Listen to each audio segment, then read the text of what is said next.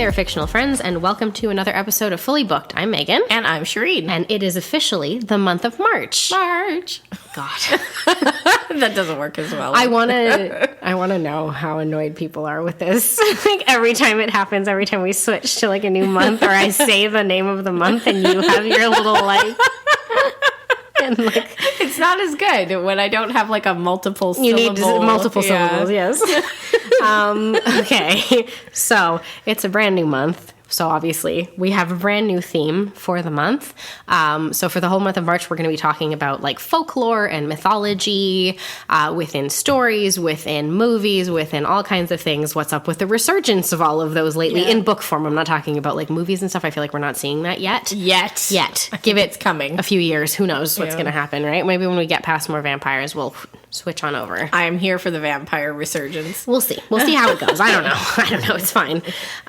So we're going to kick things off as usual by being ridiculous, and we're here to torture everyone. We tortured ourselves, and now we're here for you to share in the torment that we experienced, because today we are talking about the 2010 adaptation of Percy Jackson and the Olympians, The Lightning Thief. We've been expecting you. What's going on? The gods are real. You're half mortal, half god. My father's Poseidon. God of the seas. Your blood is special. This February. Why am I here? Zeus's bolt is the most powerful weapon ever created. It's been stolen. Everyone thinks you're the lightning thief. I didn't steal it. Lines will be drawn. If it's not returned by the summer solstice, there will be a war. And those with powers. All demigods have inherited skills. Must stand and fight. We'll find the bolt.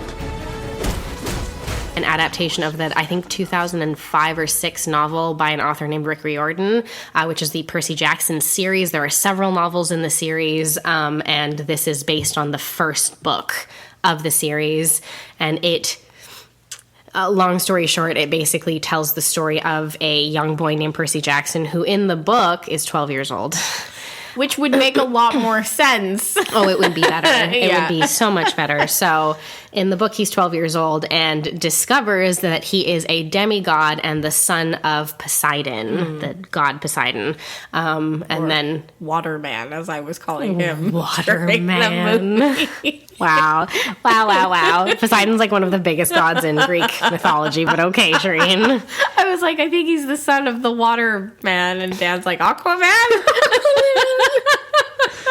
Oh, this movie felt like it could have been Aquaman. Yeah. Fucking, who knows? Aquaman is a child discovering that he has powers. Anyway, the movie currently has, at the time of recording, a score of 5.9 out of 10 on IMDb and 49% on Rotten Tomatoes, which seems a little high. That does seem a little high. Although, you know, the actors, there were some big names in this movie, and they really gave it their all. To be fair, there is some entertainment value to it, too, because, like, we're sitting here and we're, like, objectively, okay, so, no, I have not read the Percy Jackson books, just as a caveat. They're, like a middle grade kind of. Ages, like 9 to 12. Young adult, but I'd say maybe more middle grade, because the characters are a little bit younger level read, probably, and I think they just, like, by the time it was 2005, I was almost at the end of high school, so, like, I wasn't really something that would have been on my radar at the time. Right. So I never wound up, like, picking up these books and reading them. However, my understanding is that they have quite a massive following. People really, really like this series. And I mean, to be fair, as a middle grade read, how fucking fun is this? Of a 12-year-old kid discovers that he's the son of Poseidon. That's cool. It is. And, like, you know, there's a treasure hunt in it. Like, there's a bunch of stuff. Yeah, and like, he has, like, fun. powers that he discovers and stuff. So it does have that exciting Harry Potter sensibility to it, where you're kind of like, oh, cool. Like a young kid discovers something really unique and interesting about themselves. And, like, who doesn't want that when they're 12 years old? Come on. Yeah. And, you know, I can only assume, watching this movie, that these actors were sold this script on the premise that this was going to be as big as Harry Potter. Yeah, like they were trying to make, like, a big franchise out of this, because actually, I don't know for quite sure. A few books in this series. this is what I'm actually curious about, is that I'm going to go and check this. Sorry, guys. Give me a minute. There's, like, 5? Yeah, that's what okay. Yeah, it looks like there are 5. Oh, no, 7. 7? Where are the 7? Yeah, there's supposed to be 7. My God. Okay. All right. 1, 2, yeah. Wait. If I go back, Lightning Thief, Sea of Monsters, Titan's Curse, Battle of the Labyrinth, The Last Olympian, The Chalice of the Gods, and that's all I'm seeing. So 6? So 6. And then it looks like there's other stuff that's just like Adjacent. companion novels and stuff like that, like graphic novels, all that kind of stuff that they've done. So it does have like a pretty big, like this is a lengthy enough series with a pretty big following overall. Yeah, well. Now I'm like not sure here. There's one thing that all... Yeah. According to Rick Riordan's website, anyway. Well, there you go.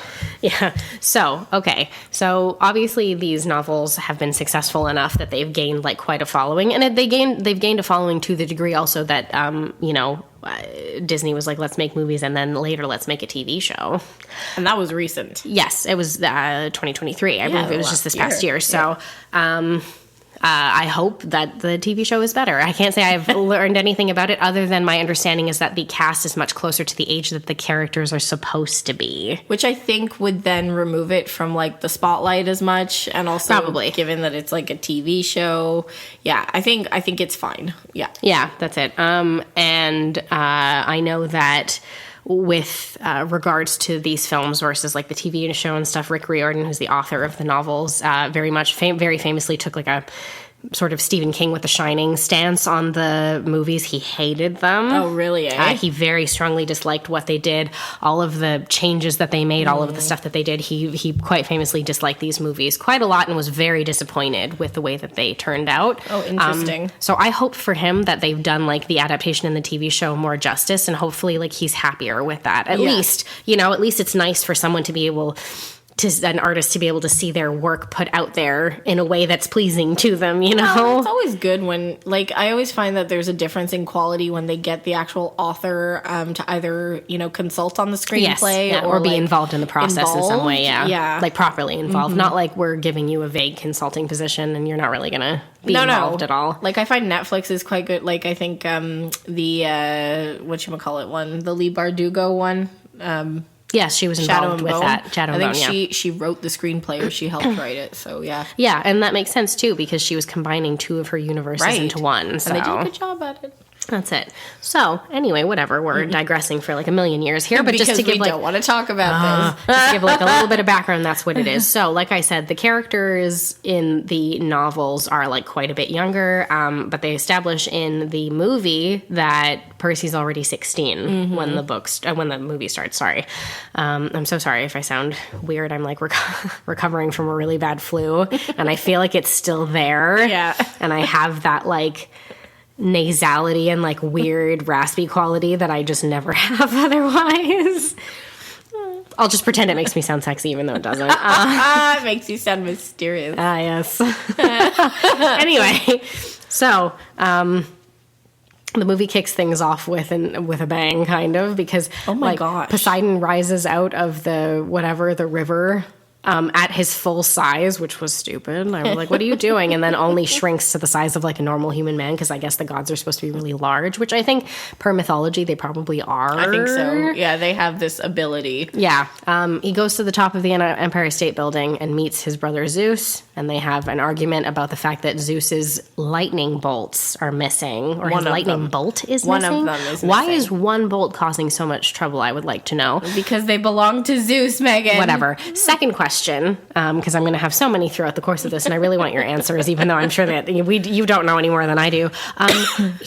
So they have an argument because he's like, your son took them. Why does he think Percy took them? I don't know. Yeah, like do we get an understanding of that? Like, why does he think Percy took the lightning bolt? I mean, my assumption to that would be that he had some sort of ability to track that it was a demigod on Earth who stole them. Maybe, but I feel like there's no context given. Yeah, I know.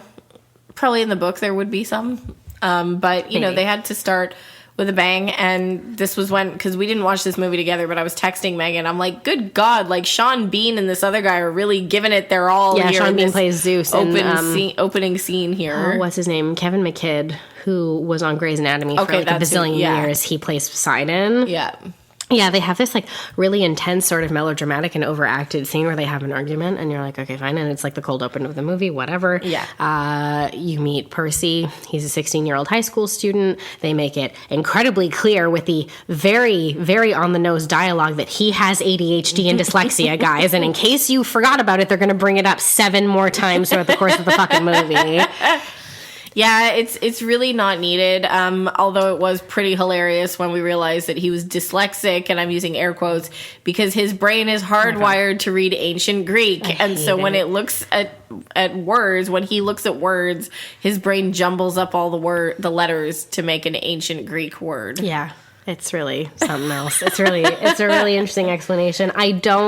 I can't comment if that's like a thing in the book. Like, I don't know. I know that the character in the book does have ADHD and dyslexia, and somehow I feel like, again, it would have been more compelling to explore that from a 12-year-old child's perspective. I don't know. It just feels like it would have been better. Because they're trying to make him seem like some sort of delinquent in the movie because he's got ADHD. Yeah, and it's like what? It's stupid because it's like he has ADHD and he's got like his like earbuds in and stuff. I'm like, what the fuck does that have to do with anything? Like, he's got like headphones on and you're like, okay. Yeah, I know. And they're like, oh, he's a bad kid. And you're like, what? Yeah. What? Anyway.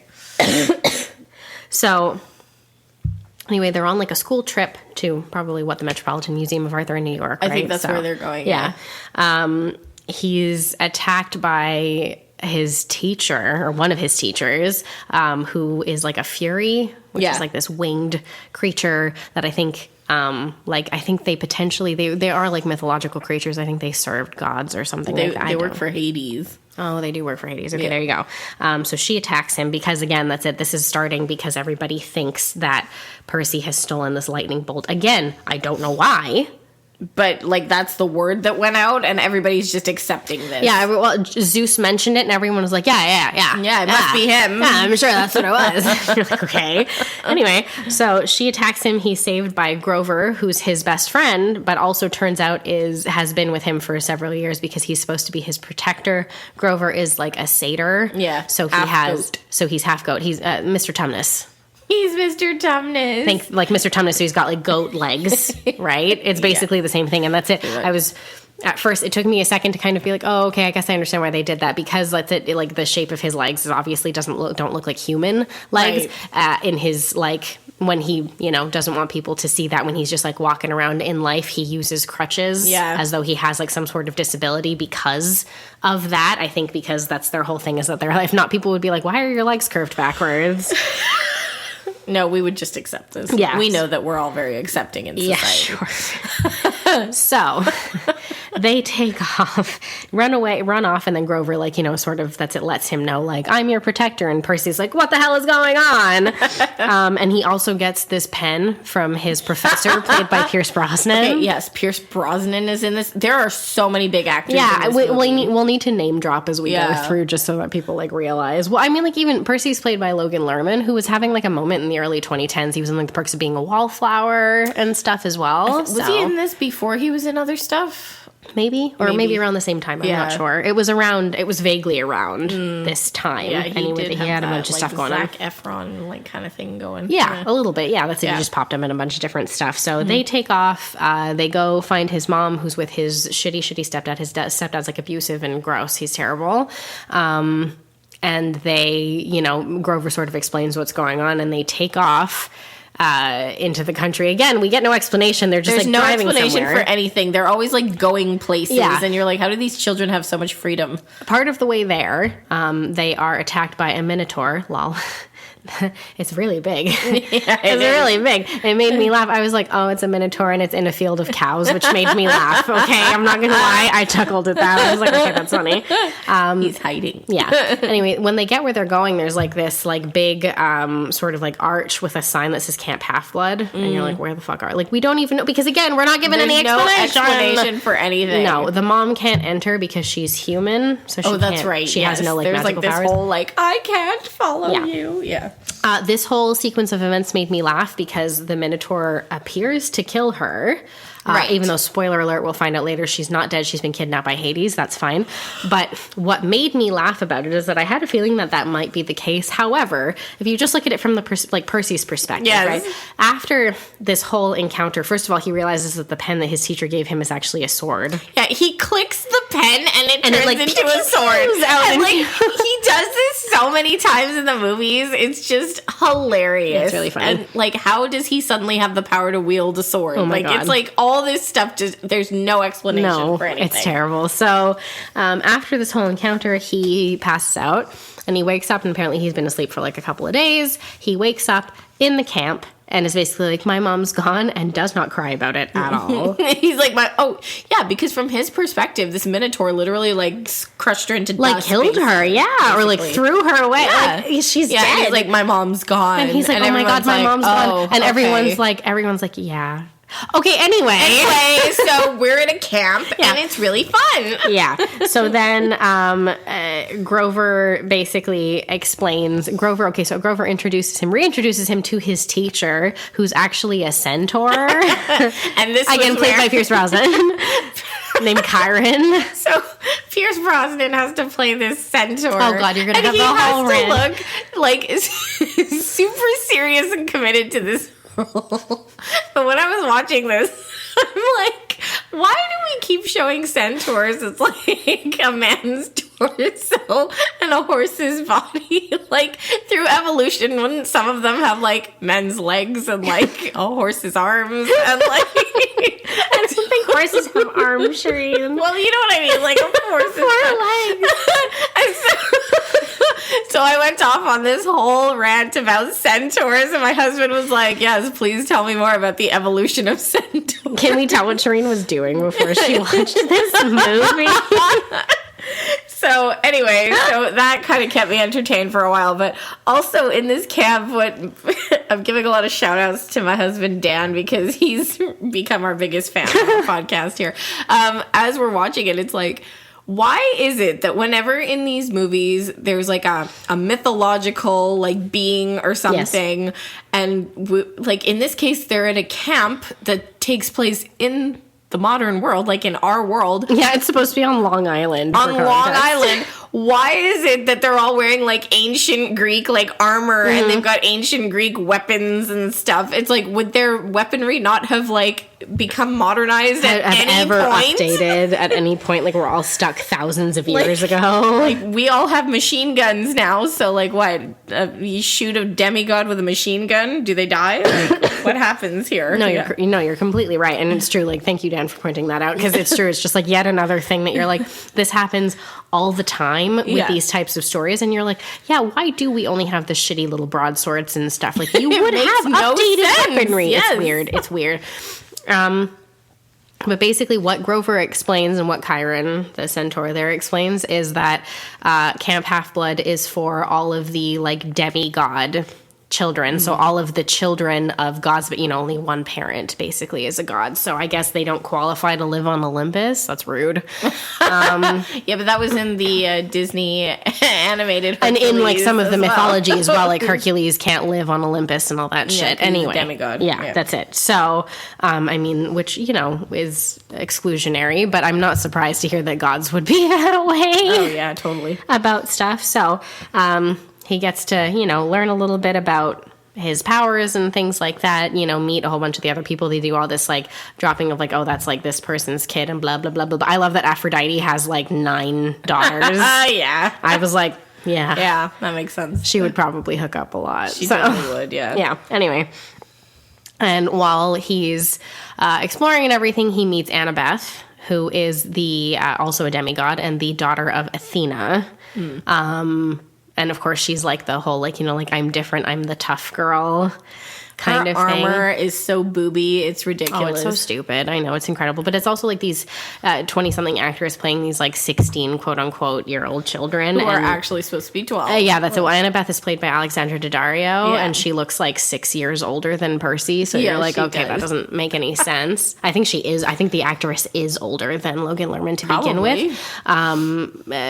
Which is too bad, too. I really like Alexandra Daddario. We saw her when we talked about We've Always Lived in the Castle. Fall. Yeah, that was a great movie. When we were talking about that, this past fall, basically, we had a chat about that. She's great. She's in the first season of White Lotus. She's also in, I find, pretty fun movie called We Summon the Darkness, in which she plays like a really crazy, like sort of 80s like metal chick, basically, who like tries to summon demons and like sacrifice these guys. It's pretty funny. Anyway, she's also in that witch show on Amazon. Oh yes, Mayfair Witches as well. Witches, I have not got around to watching. It's really good. Is it? Yeah, I've seen it. It's really good. Because all I had heard is that it wasn't as good as Interview with the Vampire, and I didn't want to be disappointed. Oh yeah, but it's very different. Oh, of course, the stories are very different. Yeah, very different, like kind of tone to it. I would say that's another one in the Anne Rice universe now that AMC has started pushing out, because they did Interview with the Vampire, and the Mayfair Witches is also an Anne Rice series, and those I believe that there are crossover books within that series as well that exist, because I'm sure that eventually they will want to like bring those together. Universe. Yeah, for sure. P.S. Go watch Interview with the Vampire, the show, if you haven't. It's incredible. And Mayfair Witches. Yeah, it's so fucking good, and I'm really glad that we're doing Anne Rice like some justice now with her source material. They did weird stuff with her adaptation. They did, and she's really like the tones of her novel are what make them like so good, and they're really catching a lot of that even with a modernized version of her stuff, and I really appreciate it. So. Look at us digressing onto things that are much better. Things that are much better. And pointing out that these actors are in much better stuff. Yeah, like no shade, no tea. Alexandra Daddario, you did some amazing things, but this was not one of them. No. And she's great. Also has a brother who's been in the book adaptation actor world. Her brother is Matthew Daddario, and he played Alec in the Shadowhunters TV series. Did a great job. Also great. Two beautiful people, by the way. Beautiful. Way to go, Daddario parents. Good job, parents. They must be really, really attractive people. Anyway. So, of course, he meets Annabeth and immediately, like, falls in love with her, blah, whatever. And she's like, I'm going to put you on your butt. We're going to do some sword fighting. Pretty much. He also meets a guy named Luke, who's also a demigod and the son of Hermes, who's like the messenger god on Olympus. So that night, whatever, after he started to get used to stuff there's an apparition of Hades that appears in like his big gargoyle-y form. Oh yeah, that was fun. He's so cute. His gargoyle form. I don't like his human form, but anyway. Dan we'll talk about that later. Russell Brand. Oh no! Oh, that would have been terrible. I know. I'm like looking at the actor who played Hades, and I'm like, who is that? And Dan's like, yeah, he's a comedian. He was in Forgetting Sarah Marshall. I'm like, no, that's not him. I can see why though. The hair probably threw him off. The hair. Yeah. Anyway, so this is when we learn that Percy's mom isn't dead. She was abducted by Hades. La la la la la. So Percy decides that he's going to go and get her back, basically. So he's going to go into the underworld and somehow find a way to get her back, even though he's like, I don't have the lightning bolt that everybody thinks that I have. Yeah, but he's like, I'm just going to go with this so I can find my mom. Because plot purposes. So he sneaks out of the camp. Obviously, Grover goes with him, and Annabeth chooses to go with them as well, because your love interest needs to go with you, or there won't be anything to develop, and it's boring. So, at the same time, he's learned that obviously like, his stupid-ass stepfather has, declared him like a missing person, like him and his mom like missing persons, basically, and like is spreading like shitty news about him and stuff like that. But really, that storyline doesn't really mean anything. It doesn't go anywhere. No, I mean like not in any way major way. So yeah, what they learn is that they need to basically Luke is kind of like in the know about things, which to me was like a red flag. I'm like, oh, he's going to be the bad guy at the end of this. But anyway, because he gives Percy this map that gives him the location of these pearls that belong to Hades' wife Persephone, who was like, I believe, the goddess of spring initially. Yeah, then Hades. And then Hades trapped her, according to mythology, Hades trapped her in the underworld by getting her to eat some of the pomegranate or whatever, very much like an apple snake thing. And she wound up becoming obviously the goddess of the underworld. And she hates him. Yes, and they do still have that thing where she's, I think it's, I forget if it's once a month she leaves for a period of time or something. Anyway, so they need those pearls in order to get to the underworld, so they set off on their little quest to go and find the pearls to be able to get to the underworld to get his mom. At this point, I'm like, ooh, ooh, a treasure hunt. Yes, I know. I love at this point, like, you got on board. You were just like, you know what? Okay. At this point, I was like, oh, God, this is so fucking cliche. I was like, ooh, fun, treasure. So they follow the map to the first pearl, which is at some sort of weird garden center in New Jersey. In the middle of nowhere. Where Uma Thurman resides, playing Medusa. Because in this garden center, there's a bunch of stone statues. And of course, then we're like, I see who this is. And, like, Uma Thurman, again, really gives it her all to give Medusa this, like, snaky persona. I hate her the animation on her head. It's so I don't like it. I don't know, why are some of the snakes fat and some of them are skinny and stuff. Oh, I hate it. Yeah, I know. And, like, all she does is kind of, like, tilt her head towards people. Yeah. And, like, it's like, you know, if you want to turn them to stone, you could probably just slap them across the face and they'd probably open their eyes or something. Yeah, anyway. You know? So, anyway, they have a whole fight with her. They defeat her. Percy decapitates her. Yeah, and then they bring her head with them for the rest of the road trip. Which still turns people to stone. Yeah. Is that a thing? Apparently. I don't know. In mythology, I want someone to tell me that. Probably. Maybe? But she's dead. Anyway. Whatever. Okay. So after they do that, they go to the Parthenon in Nashville, which I think is like a museum or something. And they find the second pearl there. It's in like a crown of like this giant statue of Athena. Right. It's up in her crown. So they sneak in at night. Percy has Hermes' shoes so he can flap around and flaps fly. around with them because they're Converse with little wings on them. And then a Hydra shows up, and they have that whole thing with the Hydra where it's like, I'm going to cut all the heads off, and you're like, two grow back into place, guys. Yeah. So that's what he does. Anyway, he manages to actually kill it again, but he uses Medusa's head, even though it's just her head, and she's dead, and he turns it to stone. It's very confusing. Well, yeah, he turns the Hydra to stone using Medusa's head. Yeah. Then they follow the map to Las Vegas, to what's called the Lotus Hotel. It's a casino, hotel, whatever. In Las Vegas, they go in and they start eating these like lotus flower like dessert things that the staff are always walking around with, and it kind of gets you high, sort of. Well, it like puts you in a trance, and then you don't want to leave. And then you're like, I'm having so much fun, I don't want to leave. And then apparently that's like their shtick, where like people, he realizes part of the way through, Percy, that people have been there since like the 1970s and they haven't left yet. That. And you're like, what? And they don't age? And it makes no sense to me, because it's like, to what end are you luring people here and making them stay forever? Like, surely you'd have an overcrowding problem after a while. Yeah. And this is also when, again, for easy plot purposes, I guess, we're suddenly like, oh, okay, so when Poseidon actually wants to do something to help, he can basically telepathically communicate with his son, because he's like, Percy, don't eat the lotus flowers. Don't eat the lotus flowers. And you're like, and it's like a disembodied voice that's telling him this, and you're like, just go up there and help him. No, he must complete the quest on his own. Oh my God. To prove his demigod status. You're a terrible father. Anyway, so he manages to snap Grover and Annabeth out of it, and they take off from the casino. But of course, they do get their pearl. Yes, they do get the last pearl that's there, but they do realize that unfortunately, because of this trance, they were there for like 5 days or something. So they've only got 1 day left to be able to get to the underworld and do all of this before an all-out war is declared between the gods, specifically between like Zeus, Poseidon, and Hades, who are all brothers. And if a war is declared, then like everybody will choose sides, and there will be a big mess everywhere, basically. I do have to say it was pretty funny when they get out of that casino where they're like, oh my God, what happened? And Grover's like, oh, the Lotus Casino. It was the lair of the Lotus Eaters. And you're like, wow, you didn't want to make that correlation before you went in there? Like, okay, guys. They shouldn't have been training you so much with their shitty old swords. They should have been getting you to read some books, apparently, at Camp Half-Blood. I think the whole point is that they just did a terrible job of explaining what was going on in this movie. Bad. You know? It's objectively a terrible film. Yeah. And like I said, I'm saying that as somebody who has not read the source material. Yeah. Just on its own, it's a bad movie. It is. It is not well done at all. Could have done so much more with it. No. So with the pearls, they're able to make it into the underworld.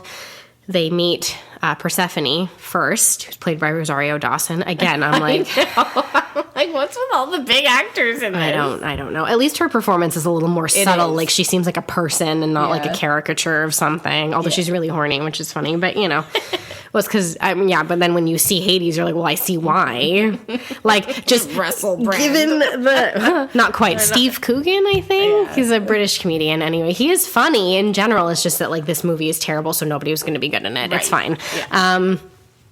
It makes me laugh, though, just given the, in the last, like, 5 years or so, the big uptick in, like, the very dark romance, Hades and Persephone, things that we're getting now, a lot of the retellings, a lot of the stuff in the romanticization that we're having right now of that particular coupling, it makes me laugh very much to see, like, this version of it where she's like, I fucking hate my husband, and you're like, yeah, that would be accurate. That sounds about right. Yeah. That sounds about right to me. Yeah. So, of course, so that's it. So they try to, like, make a deal basically to get Percy's mom back, and you know, Percy's telling Hades, he's like, I don't have the lightning bolt. Like, I don't know what to tell you. But then when his mom pops up and he runs to hug her, he drops the shield that he had that Luke gave him onto the ground. And it, like, the back of it kind of pops open. And, oh, la-di-da, the lightning bolt's been in there the entire time. And so Hades is like, you dirty little liar. So he picks it up and he's so excited that he has it. But then Persephone throws it right at him and knocks him out completely, basically. Because she hates him. And she's like, no. And she's like, if an all-out war is started, I won't even get the time that I get to go up, like, back to Earth and everything on my own. Like, I won't even get my time away from him. I will be stuck down here with him forever. And I don't fucking want that. So no thank you. So, how did they lose one of the pearls? They lost one, right? Oh, I don't know. I fell asleep at this point. Oh, my God. Okay. I've seen this movie 3 times, and I can never tell you what happens in it. Anyway, yeah. So they've I forget how this happens. Anyway, they need the pearls in order to get back to Earth. Grover stays behind. Yes, exactly, because they only have 3 and not 4. Yeah. Oh, right, because they only had 3. Yeah. Sorry. Yeah, they had 3. Okay, not and 4. she's like, oh, you each need 1 if you're gonna go. So Grover's like, I'll stay behind. It's fine. And so they go to the Empire State. So they leave.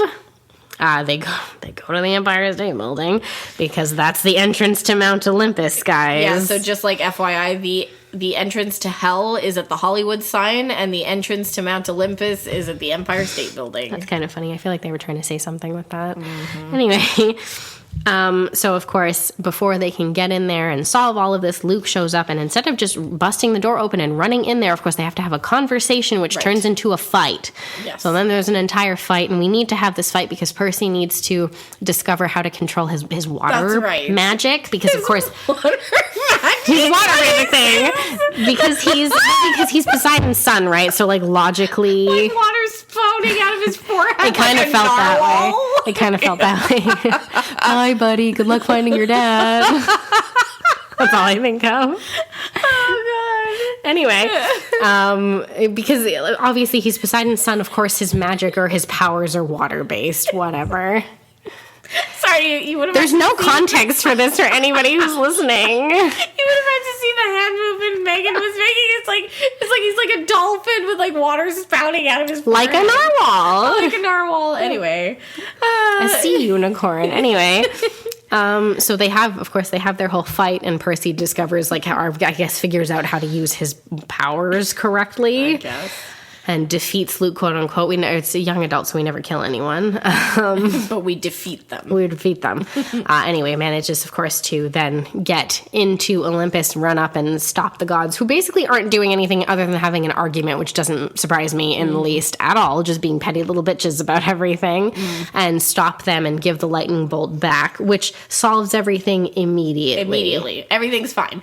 And it's not even like, hey, we should probably get that other kid who caused all of this bullshit to begin with. No, he was defeated. Yeah. You're like, okay. Will there be no consequences for him? That's interesting. That's why there's a second movie. Yeah, I guess. I don't know what the second movie's about. I have no idea. So, they all have their, like, little conversations. Percy has a conversation with his dad, who's like, I know I was a shitty dad. And you're like, yeah, huh?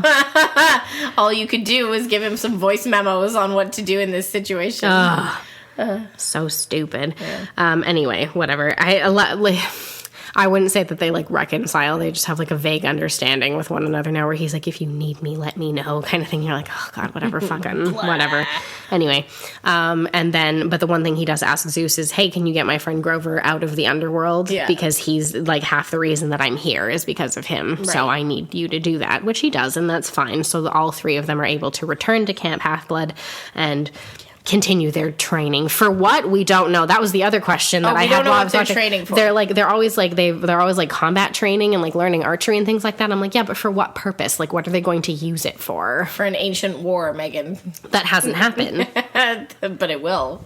We've been training for it for 3,000 years. Oh my God, it's so stupid. Update to our weapons. Guys, it's bad. It's a bad movie. It's really bad. I can totally understand if I were Rick Riordan, I would have been pissed. She's like sad at how bad it was.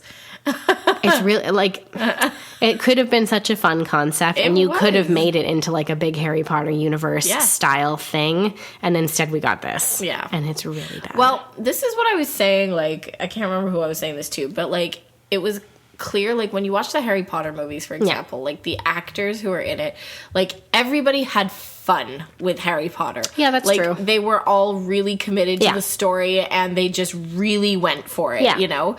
Whereas you watch this, and it's like people are trying to be serious. Like, they're just like, yes, like, I am a centaur, and I will show you the way. And you're just like, I feel like if you had a little bit more fun with this would have been better, you know? Every time Pierce Brosnan tries to do something that's not his Irish accent, it always comes out sounding kind of weird. Well, he sounds like really like stuck up, I find. Yeah. It winds up being this weird, like, put on kind of posh accent that I can't figure out at all, where I'm like, just leave yours. It's fine. Just be Scottish. Like, he's Irish. Oh, Irish. Sorry. I think. Just be Irish. Anyway, just be Irish. It's fine. It sounds fine. It's the same thing with like Gerard Butler. Just be Scottish. It's okay. I don't need you to try anything else. Stop with the American accent. Yeah, it always comes out sounding a little bit weird and garbled. The same thing happened with Poseidon in this. Kevin McKidd has quite a heavy Scottish accent, and he was trying to do British, and it was like okay, but some of his words sounded really strange, and I was like, don't, it's fine. It doesn't matter. It doesn't matter. You don't have to have their accent. Yeah, just let them use theirs. It wouldn't have really made that much of a difference anyway. Totally. So honestly, this movie is terrible. I feel really bad for all of the people involved. It just seems to me that the problem is too, of course they made a second one because, so this movie had a budget of $95 million. Jesus. None of that was put into the writer's room apparently. Really? And the box office, was 225 million or something. Wow. Again, because it looked like a big action epic kind of thing. So that's probably why they came back and made a second one, because it was like over 2 times the amount. So they were like, okay, let's just do it again. And I'm like, that doesn't mean you should. Just because you can doesn't mean you should, you know? But Hollywood doesn't abide by that. No, they don't really listen to that. So... Oh, man. Anyway, have you guys seen these movies and, like, totally forgotten about them? Probably. Have you watched the TV show? Have you read the books? You know, I'm always curious to hear, like, I'm sure that most people don't have a positive take on these films, but you never know.